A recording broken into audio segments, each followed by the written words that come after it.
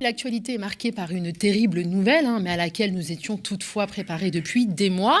Un délinquant multirécidiviste, condamné par 2 fois pour provocation à la haine, par ailleurs accusé par 8 femmes d'agression sexuelle et qui fait des doigts d'honneur, est officiellement candidat à l'élection présidentielle.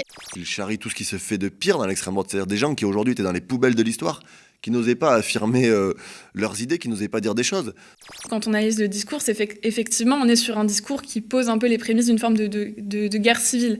Éric Zemmour, aux propos encore plus extrêmes que celui de Marine Le Pen, mais qui essayait avec un certain succès, si l'on en croit les sondages, de réunir sous la même fêtière droite extrême et extrême droite.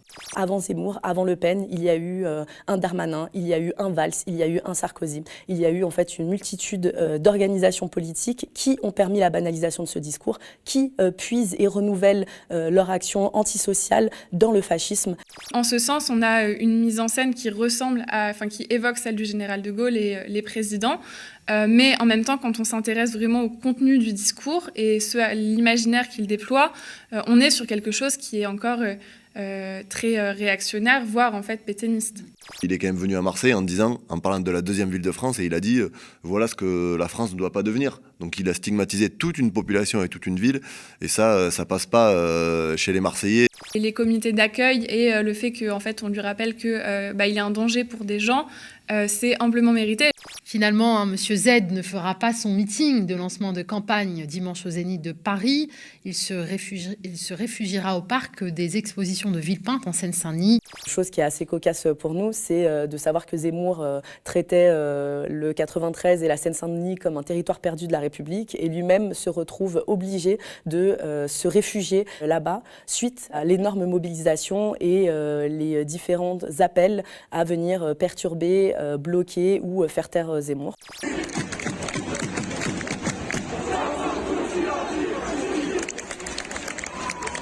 Si ces partis venaient un jour à prendre le pouvoir, et si on n'avait pas mis en place des contre-pouvoirs qui sont suffisants, on voit les dérives que ça pourrait entraîner. Parce que si déjà il y a des instructions qui sont données pour criminaliser les mouvements collectifs, qu'est-ce que ça va être lorsque, si jamais un pouvoir extrémiste prend possession, si je puis dire, de l'Élysée et prend possession de la vie politique dans ce pays. Différentes militantes féministes subissent des agressions sexistes au sein même de nos hémicycles, ce qui est juste intolérable. Il y a nombreux hommes politiques qui sont accusés, et même certains qui ont été condamnés pour des faits d'actes de violence sexuelle et qui restent en poste. Le traitement médiatique de ces MeToo politiques m'exaspère au plus haut point. Les questions de pourquoi elles n'ont pas parlé avant, pourquoi elles n'ont pas songé à parler avant, c'est toujours les victimes qui sont en faute parce qu'elles n'ont pas parlé, alors qu'on est dans un système de pouvoir et d'oppression. Comment elles peuvent se sentir libres de parler quand elles ont le traitement qu'elles ont derrière?